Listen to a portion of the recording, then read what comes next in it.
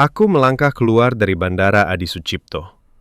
Udara Yogyakarta menyengat hidung. Lembab, panas, dan berbau tanah basah setelah hujan.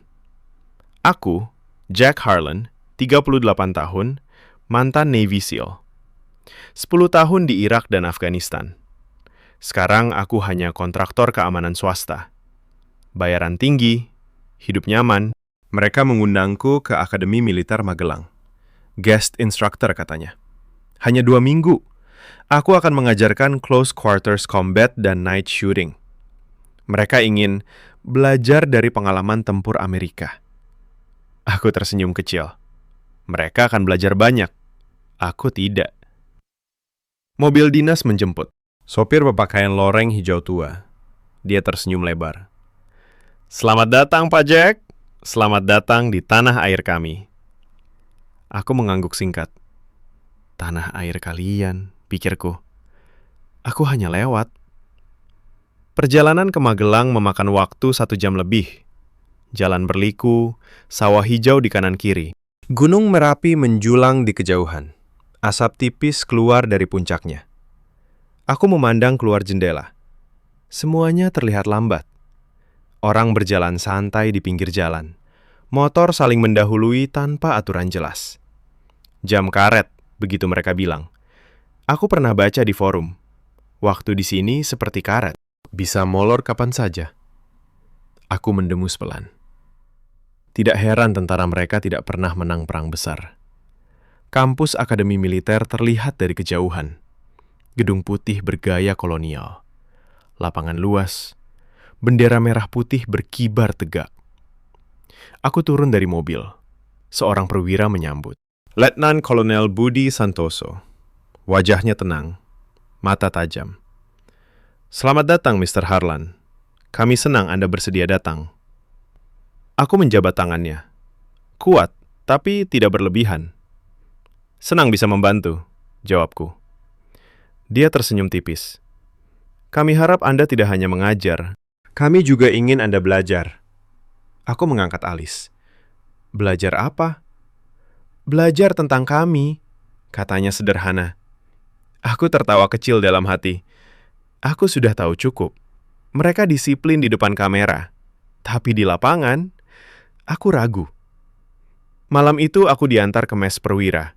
Kamar sederhana, kasur keras, kipas angin langit-langit. Tidak ada AC. Aku mandi air dingin. Airnya berbau besi. Aku mengganti baju. Kaos hitam polos, celana kargo, sepatu bot tempur. Aku siap mengajar besok pagi. Pagi berikutnya pukul 4.30. Bel berbunyi. Aku sudah bangun sejak pukul 4. Kebiasaan lama. Aku berjalan ke lapangan. Cahaya masih redup. Kabut tipis menyelimuti rumput. Ratusan taruna berdiri tegak. Seragam loreng hijau. Rambut cepak. Mata lurus ke depan. Letkol Budi berdiri di depan. Selamat pagi, taruna. Selamat pagi, komandan. Jawab mereka serentak. Suara menggelegar. Aku berdiri di samping, memperhatikan. Mereka berlari keliling lapangan, 5 kilometer. Tanpa keluhan, napas teratur. Aku mengangguk kecil. Lumayan, tapi masih jauh dari standar SEAL. Setelah lari, sesi senam. Push up, pull up, sit up. Mereka melakukannya dengan ritme yang sama. Satu orang jatuh. Teman di sebelahnya langsung membantu. Tidak ada yang tertawa. Tidak ada yang mengejek. Aku catat dalam hati. Solidaritas bagus. Tapi itu saja. Akhirnya giliranku. Aku naik ke panggung kecil. Mikrofon diserahkan. Aku bicara dalam bahasa Inggris. Ada penerjemah di samping. Hari ini kita mulai dengan dasar. Close quarters battle. Kalian harus bergerak cepat, berpikir cepat. Tidak ada ruang untuk ragu. Aku menunjukkan gerakan. Low ready position, pie corner, dynamic entry. Mereka memperhatikan. Beberapa mengangguk. Beberapa mencatat. Sesi latihan dimulai. Aku membagi mereka menjadi kelompok kecil. Aku perhatikan satu taruna. Nama panggilannya Dimas. Badannya kurus, tapi matanya fokus. Dia melakukan gerakan dengan benar, lebih cepat dari yang kukira. Aku mendekat. "Bagus," kataku. Dia menoleh. "Terima kasih, instruktur." Aksennya kental. Tapi bahasa Inggrisnya jelas. Sore harinya, latihan tembak malam. Aku berdiri di belakang. Mereka menggunakan senapan SS-2V4, buatan dalam negeri. Aku pernah dengar, katanya bagus. Tapi aku ragu. Aku biasa dengan M4 dan HK416. Satu persatu mereka menembak. Lampu redup. Hanya sorot laser. Aku memperhatikan Dimas lagi. Dia menarik napas, menahan, menembak. 3 tembakan. Semua mengenai titik tengah. Aku terkejut. Bagaimana kamu bisa seakurat itu di kegelapan? Kami dilatih melihat dengan telinga dan hidung juga, Pak. Suara angin, bau mesiu, semua membantu. Aku diam. Itu bukan teknik yang diajarkan di Coronado. Aku menggeleng pelan. Mungkin keberuntungan. Malam itu aku tidak bisa tidur nyenyak. Pikiran berputar. Mereka lebih baik dari yang kukira. Tapi aku masih yakin, aku lebih baik. Aku harus membuktikannya. Besok adalah hari kedua. Aku akan menunjukkan apa artinya level SEAL. Aku akan membuat mereka terpana. Aku tidak tahu. Besok malam semuanya akan berubah. Sebuah kecelakaan kecil. Sebuah lompatan salah. Sebuah pergelangan kaki terkilir. Dan sebuah pernyataan dari Letkol Budi. Mr. Harlan, sesuai aturan, jika Anda terluka selama latihan, Anda harus menyelesaikan seluruh program, seperti taruna biasa, atau kontrak Anda dibatalkan. Aku menatapnya. Seluruh program? Dia mengangguk. 3 bulan. Aku tertawa getir. 3 bulan? Di sini? Dengan mereka? Aku tidak punya pilihan. Aku menandatangani kertas itu. Malam itu, di kamar, aku memandang cermin. Wajahku masih sama. Tapi ada sesuatu yang berubah. Ada retakan kecil di dalam dada. Retakan itu akan melebar. Dan aku tidak akan bisa menutupnya lagi. Pagi hari kedua, pukul 04.15. Bel belum berbunyi.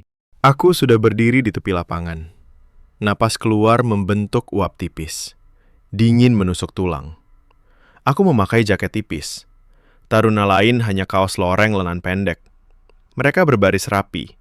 Tidak ada yang menggigil. Letkol Budi muncul. Pagi ini kita mulai dengan rintangan. Dia menunjuk ke arah hutan kecil di belakang kampus. Jalur 8 km. Melewati sungai, lumpur, dan tali panjat. Aku tersenyum dalam hati. Ini seperti Buds versi mini. Aku bisa selesai dalam waktu terbaik. Kami mulai berlari. Aku di barisan depan. Taruna bernama Dimas berlari di sampingku. Langkahnya ringan. Napasnya stabil. Aku mempercepat. Dia ikut tanpa kesulitan. Aku meliriknya.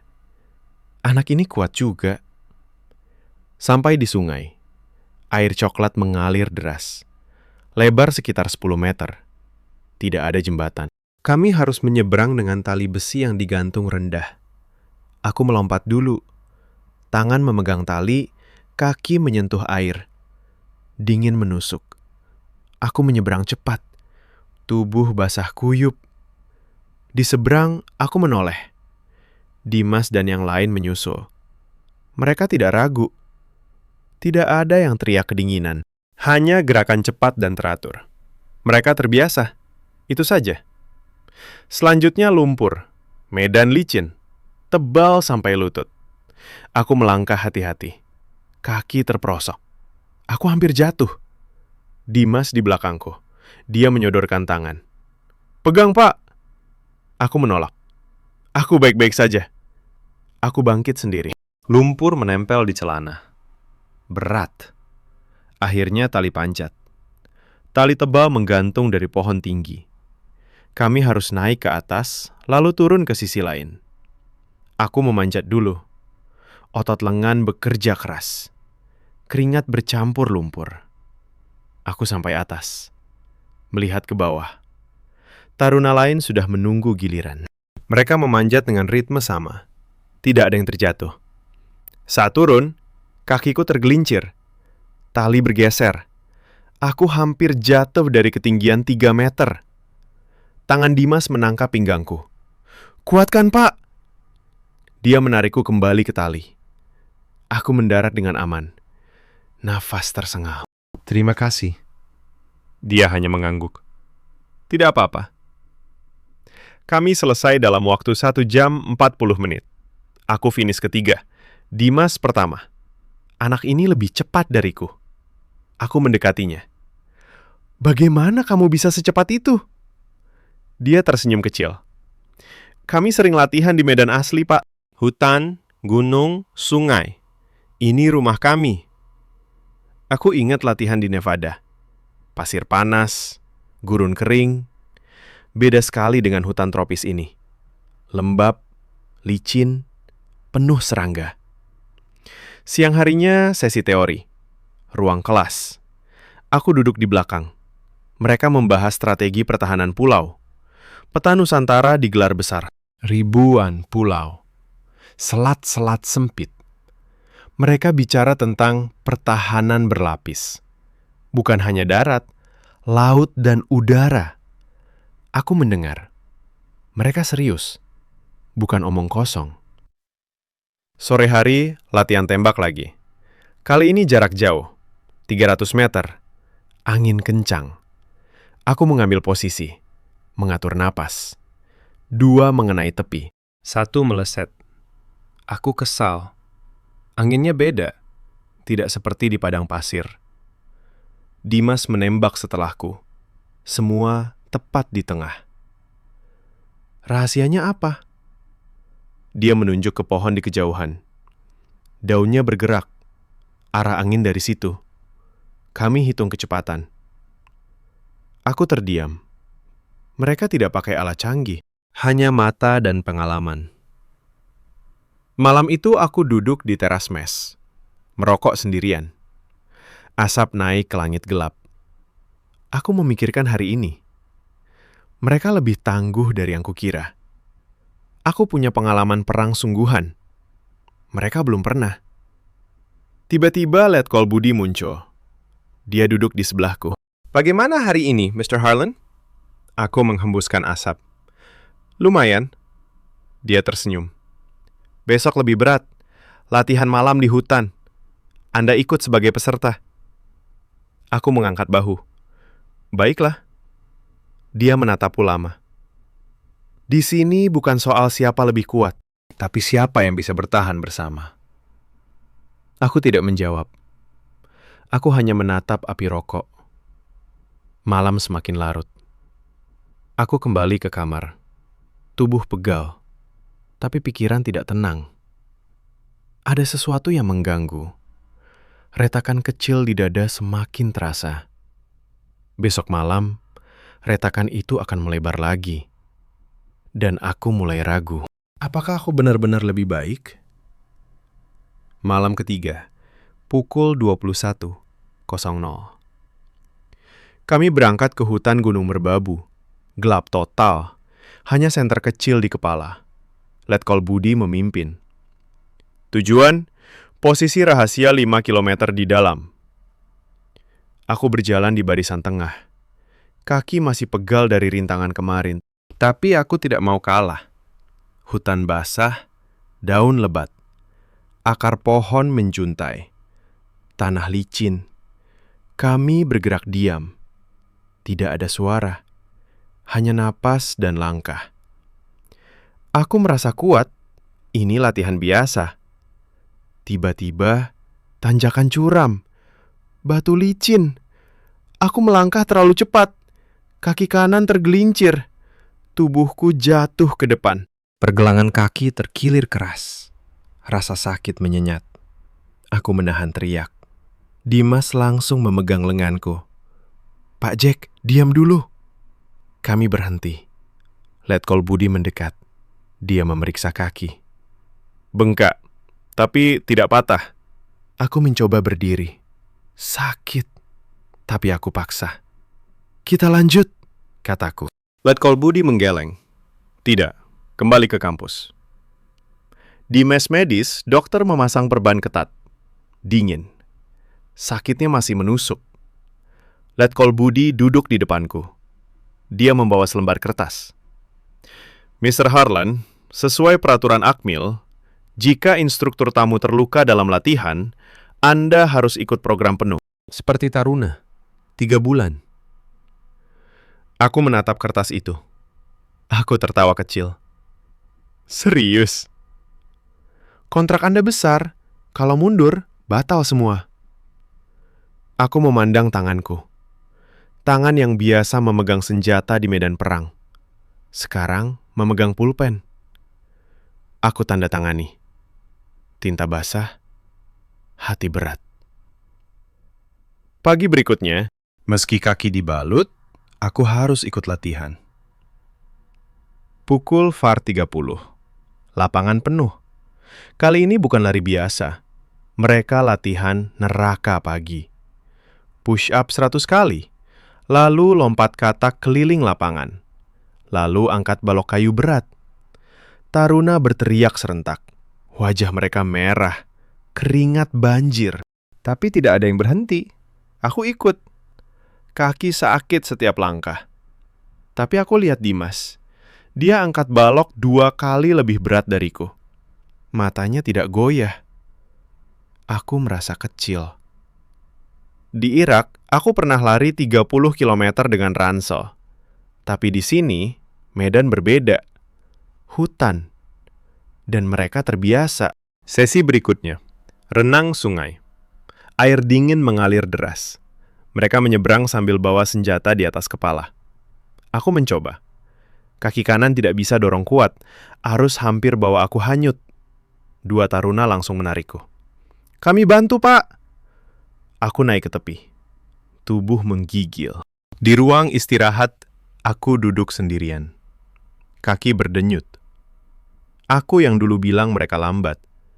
Mereka yang dulu aku anggap lemah. Sekarang aku yang kesulitan. Letkol Budi lewat. Dia berhenti. "Bagaimana perasaan Anda sekarang?" Aku tidak jawab langsung. Aku hanya menatap sepatu botku yang penuh lumpur. Ada retakan besar di dada. Bukan dari kaki. Dari harga diri. Aku mulai ragu. Apakah aku benar-benar siap? Apakah aku pernah benar-benar tahu tentang mereka? Malam itu, di kamar, aku memandang langit-langit. Kipas berputar lambat. Aku tidak bisa tidur. Huang Mang merayap pelan. Ini baru awal. Dan aku sudah merasa kecil. Retakan itu melebar. Aku tidak bisa menutupnya lagi. Pagi hari keempat. Kaki masih dibalut ketat. Setiap langkah terasa seperti jarum. Tapi aku tidak mau diam. Aku mendekati Letkol Budi. "Saya ingin pimpin latihan tembak malam ini." "Baiklah, Mr. Harlan. Tunjukkan pada mereka." Aku tersenyum tipis. Ini kesempatanku. Mereka akan lihat bedanya. SEAL bukan taruna biasa. Aku akan buktikan. Malam tiba. Pukul 22.00. Kami masuk hutan Gunung Merbabu lagi. Gelap pekat. Hanya cahaya bulan tipis. Target tersembunyi di balik pohon. Jarak 200 meter. Angin berembus pelan. Aku ambil posisi depan. Senapan SS-2 di bahu. Aku atur napas. Fokus seperti di Afghanistan. Aku tembak. 1, 2, 3. Hanya 2 mengenai pinggir. 1 meleset jauh. Aku mengumpat dalam hati. Dimas maju setelahku. Dia tidak pakai teropong malam. Hanya telinga dan hidung. Dia diam sejenak. Mendengar angin. Menghidu bau mesiu samar. Semua tepat di pusat. Taruna lain ikut. Hasil sama. Mereka tepat. Aku mendekat ke Dimas. Bagaimana caranya? Dia menunjuk daun pohon. Daun bergerak ke timur, Pak. Angin dari barat. Bau mesiu lebih kuat di sisi kiri. Kami rasakan getar tanah. Aku menggeleng. Itu bukan teknik militer. Itu keberuntungan. Letkol Budi mendengar. Bukan keberuntungan, Mr. Harlan. Ini adaptasi. Kami lahir di hutan ini. Aku merasa panas di dada. Aku coba lagi. Posisi baru. Napas ditahan lebih lama. Tembakan keempat, meleset lagi. Taruna lain selesai latihan. Semua nilai tinggi. Nilai aku terendah. Kaki sakit. Hati lebih sakit. Kembali ke mes, aku duduk sendirian. Rokok di tangan, asap naik pelan. Aku ingat kata-kataku dulu. Mereka lambat. Mereka tidak profesional. Sekarang aku yang gagal. Di depan mereka. Dimas lewat. Mau kopi, Pak? Aku mengangguk pelan. Dia duduk di sebelah. Kami juga pernah gagal, Pak. Tapi kami bangun bersama. Aku tidak jawab. Hanya menatap gelap hutan. Malam itu aku tidak tidur. Aku mencoba buktikan diri. Malah semakin kecil. Nyinge merayap masuk. Apakah pengalamanku di padang pasir tidak cukup? Apakah aku salah selama ini? Retakan di dada semakin lebar. Daogam yang aku banggakan mulai tumpul. Dan aku mulai takut. Takut melihat kebenaran yang lebih dalam. Pagi hari kelima. Kami masuk hutan Gunung Merbabu lebih dalam. Tugas, bertahan hidup 24 jam. Tanpa makanan cadangan. Hanya pisau dan botol kosong. Letkol Budi memberi perintah singkat. Gunakan apa yang alam berikan. Aku ingat latihan SEAL di Guru Nevada. Kering. Mudah. Aku mulai bangun tenda darurat. Pakai ponco dan ranting. Cara klasik. Tapi hujan deras datang tiba-tiba. Semuanya basah dalam semenit. Air merembes kemana-mana. Aku mengumpat pelan. Dimas mendekat. Dia potong bambu tebal. Ujungnya dibuat miring. Air hujan mengalir bersih ke dalam. Dia bagi dengan taruna lain. Mereka minum tanpa ragu. Aku coba sendiri. Bambu yang aku pilih retak. Air tumpah sia-sia. Dimas tersenyum tipis. Coba lagi, Pak. Bambu yang benar ada getahnya. Kami lanjut mencari makanan. Aku ingat buku survival Amerika. Cari jamur atau akar. Tapi di sini semuanya beracun atau pahit. Aku hampir makan daun yang salah. Dimas tahan tanganku. Jangan, Pak, itu bikin muntah. Dia tunjuk tanaman kecil di akar pohon. Daunnya hijau muda. Dia rebus pakai air hujan. Rasanya segar seperti sayur. Taruna lain ikut makan. Mereka tahu mana yang aman. Aku diam saja. Selanjutnya membuat api. Aku pakai metode gesek kayu. Cara SEAL. Tapi kayu basah. Asap saja yang keluar. Tangan lecet. Dimas ambil 2 batu kecil. Dia cari serat kering di bawah daun besar. Dalam 2 menit, api menyala kecil. Hangat. Taruna lain kumpul di sekitar. Mereka panggang umbi yang ditemukan. Aku duduk di pinggir. Kagum. Api itu kecil, tapi cukup. Malam semakin gelap. Serangga datang berbondong. Nyamuk, lalat. Aku oles minyak anti serangga yang kubawa, tapi lembab membuatnya tidak efektif. Kulit gatal. Dimas ambil daun khusus. Dia tumbuk dan oles ke kulit. Bau harum. Serangga menjauh. Daun ini dari pohon dekat sungai, katanya pelan. Aku coba. Gatal hilang. Aku tidak percaya. Kami bergerak malam hari. tugas navigasi tanpa kompas. Aku ingat bintang dan lumut di pohon, cara standar. Tapi kabut tebal menutup langit. Lumut tumbuh di semua sisi karena lembab. Aku tersesat. Dimas memimpin. Dia dengar suara air sungai kecil. Dia sentuh kulit pohon. Dia rasakan arah angin lewat daun. Kami sampai ke titik tepat dalam waktu singkat. Aku berhenti. Mulutku terbuka. Aku duduk di batu basah. Pengetahuanku dari seal tidak berguna di sini. Gurun panas beda dengan hutan tropis. Dingin kering beda dengan lembah panas. Mereka tidak pakai alat mahal. Hanya mata, telinga, hidung, dan ingatan leluhur. Dia tepuk bahuku. Ini bukan soal kuat, Mr. Harlan. Ini soal hidup bersama alam. Kali ini bukan pura-pura. Aku memandang langit gelap lewat celah daun. Daugam di pikiranku mulai goyah. Bukan karena lemah, tapi karena aku sadar. Daugamku tajam. Tapi sendirian. Mereka punya ribuan daugam kecil yang menyatu jadi satu. Kekaguman merayap masuk. Bukan lagi keraguan semata, tapi kekaguman yang dalam. Dan retakan di dada semakin lebar. Aku mulai takut. Takut kalau aku salah selama ini. Pagi hari ke-6, tugas kelompok besar. Kami harus membawa korban melalui hutan dan sungai deras. Waktu hanya 120 menit. Letkol Budi beri instruksi singkat. Kerjasama. Dengar satu sama lain. Aku maju sebagai pemimpin.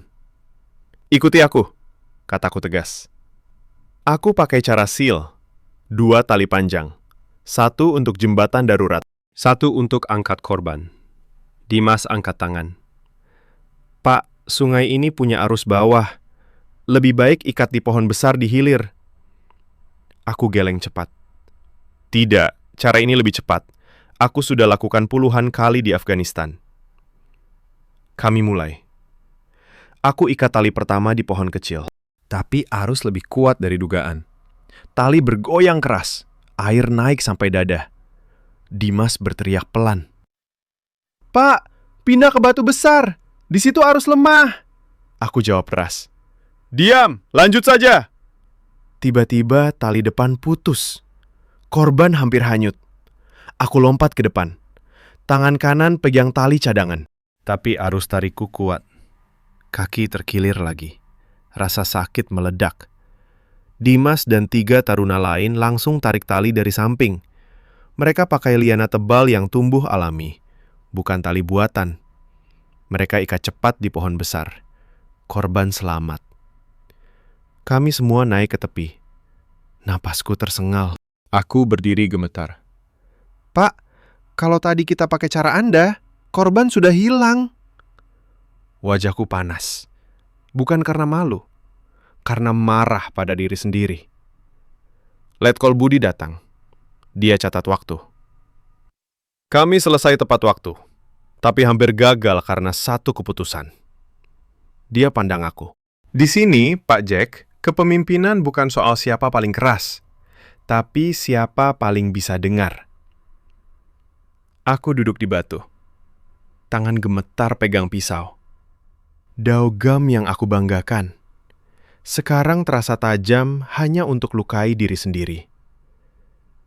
Aku ingat semua kata-kataku dulu. Mereka lambat, mereka tidak profesional. Sekarang aku yang hampir bunuh tim. Huang Luan merayap naik. Bukan takut mati, tapi takut aku salah selama ini. Pengalamanku yang kubanggakan, hanya buat aku buta. Aku pandang Dimas. Dia sedang bantu taruna lain perban kaki. Tenang, sabar. Malam itu di mes, aku tidak makan. Aku duduk di teras sendirian. Hujan turun tipis. Aku pegang kepala. Retakan di dada sudah menjadi jurang. Aku mulai panik. Bagaimana kalau aku tidak pernah benar? Bagaimana kalau selama ini aku yang lemah? Daugamku masih tajam, tapi sekarang aku takut memakainya. Karena setiap tebasan hanya buat aku semakin sendirian. Malam ketujuh, tugas puncak. 72 jam bertahan hidup di Gunung Merbabu. Sendiri atau kelompok kecil. Tanpa radio.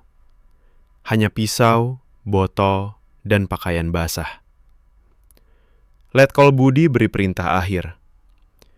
Ini ujian sesungguhnya. Hidup atau pulang. Aku masuk hutan sendirian dulu. Aku ingin buktikan. Aku tahu cara bertahan. Aku pernah lakukan di Afghanistan. Tapi malam pertama hujan deras. Air banjir sungai kecil. Aku kehilangan botol air. Pagi kedua aku lanjut. Bengkak makin parah. Aku paksa jalan, cari umbi. Tapi daun yang aku pilih salah. Perutku mual. Muntah berulang. Aku duduk di bawah pohon besar. Napas pendek. Aku ingat kata Dimas. Tapi aku tidak dengar. Gumamku pelan. Siang ketiga demam naik. Tubuh panas. Kepala pusing. Aku coba buat api.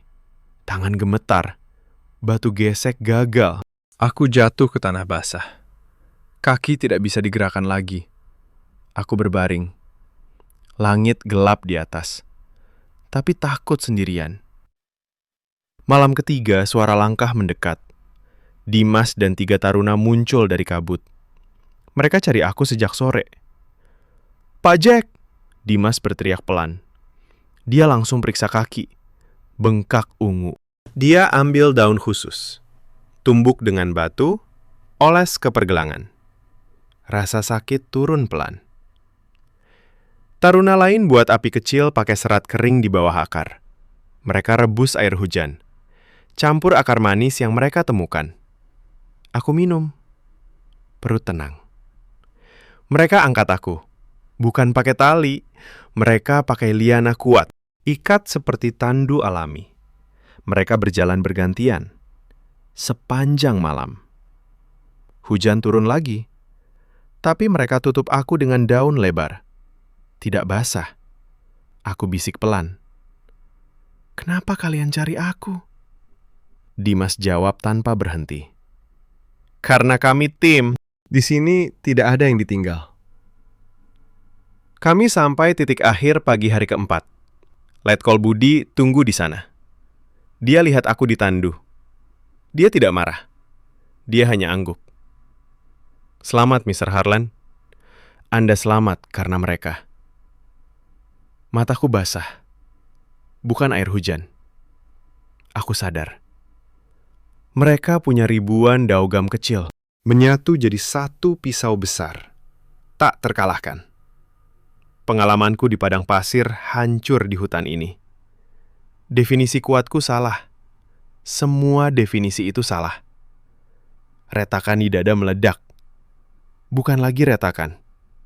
Jurang. Aku menangis diam-diam. Bukan karena sakit. Karena tahu. Aku salah selama ini. Tentang mereka. Tentang diriku. Malam itu di mes, aku tidak bisa tidur. Aku pegang pisau kecil di tangan. Daogam itu. Sekarang aku tahu. Tajam bukan berarti hebat. Hanya ketika menyatu dengan yang lain, dia jadi kuat. Definisi lama hancur. Dan aku tidak mau bangun lagi dengan definisi itu. Pagi hari ke-8. Aku duduk di teras mes. Kaki masih dibalut. Tapi hati terasa ringan. Dimas datang dengan 2 gelas kopi. "Pak Jack, kopi panas," katanya pelan. Aku ambil gelas itu. Hangat meresap ke telapak tangan. Aku pandang dia lama. "Dimas, terima kasih."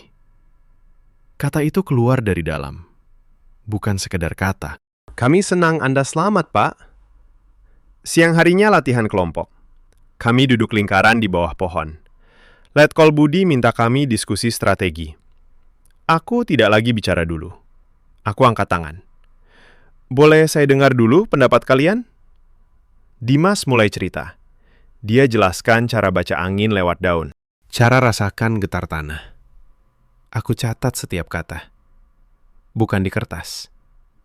Di hati. Taruna lain ikut bicara. Suara mereka tenang, penuh pengalaman. Aku angguk pelan. Dulu aku anggap ini lemah. Ini kekuatan. Sore harinya kami latihan tembak lagi.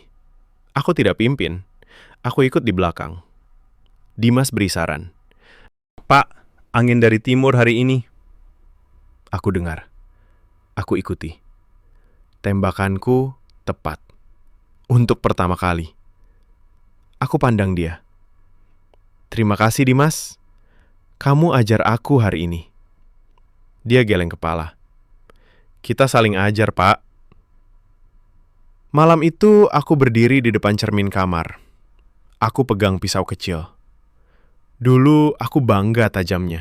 Sendiri. Sekarang aku lihat. Daogam ini butuh yang lain untuk jadi kuat. Aku taruh pisau itu di meja. Bukan lagi senjata utama, tapi bagian dari yang lebih besar. Dia berhenti di pintu. Bagaimana perasaan Anda sekarang, Mr. Harlan? Aku jawab jujur. Saya bersyukur, Komandan. Bersyukur bisa di sini. Dia angguk. Retakan itu sudah mulai sembuh. Mulai sembuh karena kalian. Aku tidur malam itu dengan tenang. Pertama kali sejak datang. Bukan karena lelah, tapi karena tahu. Aku tidak sendiri lagi. Daogamku tidak lagi sendirian. Dia mulai menyatu dengan ribuan daogam lain. Dan aku mulai belajar. Belajar menghargai. Belajar mendengar. Belajar menjadi bagian. Retakan di dada masih ada. Tapi sekarang ada cahaya masuk. Cahaya dari mereka. Dan aku tidak mau tutup lagi. Pagi hari ke-9.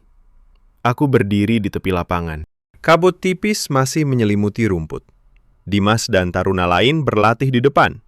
Mereka gerak bersama. Satu ritme, satu napas. Aku pegang pisau kecil di saku. Dulu aku anggap dia segalanya. Tajam. Cukup untuk selamatkan aku di mana saja.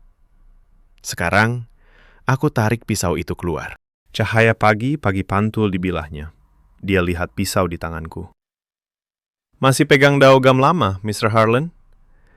Iya, Komandan. Tapi sekarang saya lihat bedanya. Aku cerita pelan. Dulu saya pikir kekuatan ada di tajamnya sendiri. Satu pisau, satu orang. Tapi di sini, saya lihat kalian. Setiap taruna seperti daogam kecil. Tajam juga. Tapi kalian satukan. Jadi jaring. Jaring yang tidak bisa putus. Dimas mendengar. Dia berhenti latihan. Dia ambil pisau kecilnya sendiri. Dia letakkan di tanah. Lalu taruna lain letakkan pisau mereka. Satu persatu. Pisau-pisau itu bentuk lingkaran. Mereka saling sentuh. Jadi satu lingkaran kuat. Aku pandang lingkaran itu. Mata basah. Ini epiphany. Momen yang ubah segalanya. Tapi dia sendirian. Bisa patah. Bisa hilang. Daogam mereka jadi jaring. Jaring yang tangkap angin, tangkap hujan, tangkap hidup. Aku berlutut. Aku letakkan pisau kecilku di lingkaran itu. Sentuh dengan yang lain.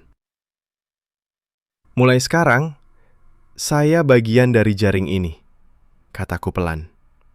Suara bergetar, tapi kuat. Letkol Budi tepuk bahuku. Selamat datang yang sesungguhnya, Mr. Harlan. Anda sudah belajar. Dimas tersenyum. Kami senang punya saudara baru. Aku berdiri, hati ringan. Retakan di dada sudah sembuh. Bukan hilang, tapi jadi bekas luka indah. Bekas yang ingatkan aku. Kekuatan bukan di satu orang. Kekuatan ada di kita semua. Bersama. Universal truth itu muncul jelas. Saya tidak akan lupa. Daogam tajam hanya buat luka.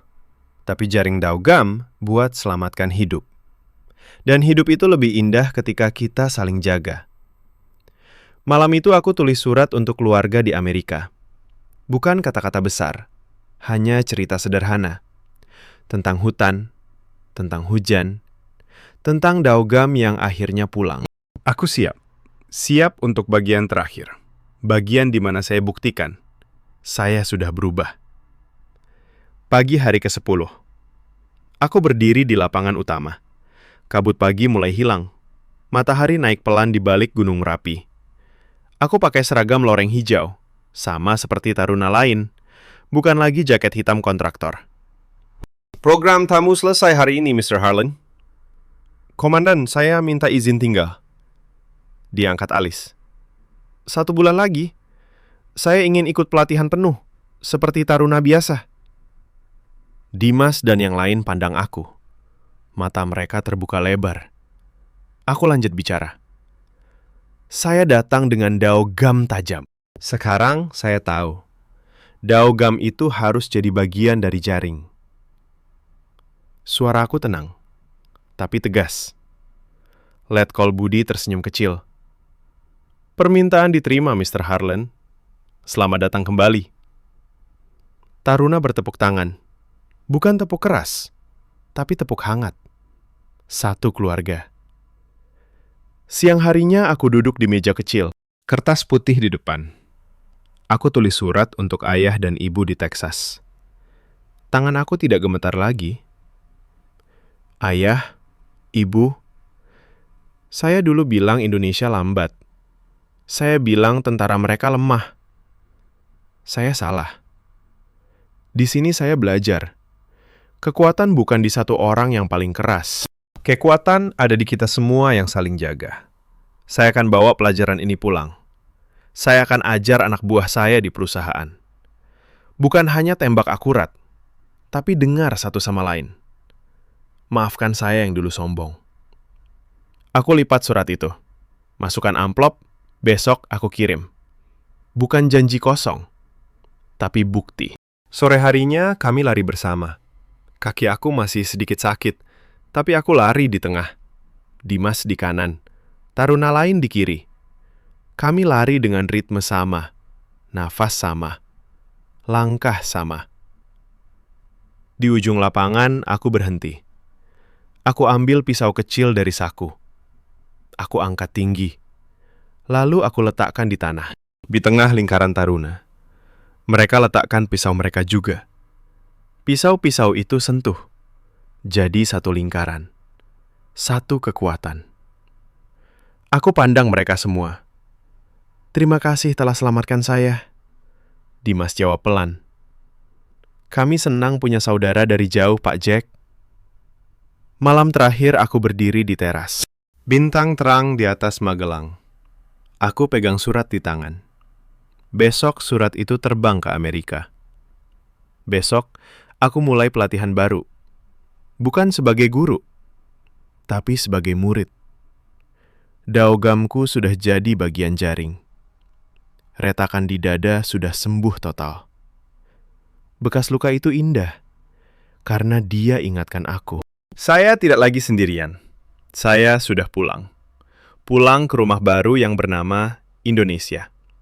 Dan mulai hari ini, saya akan bawa semangat ini kemana saja. Selamanya.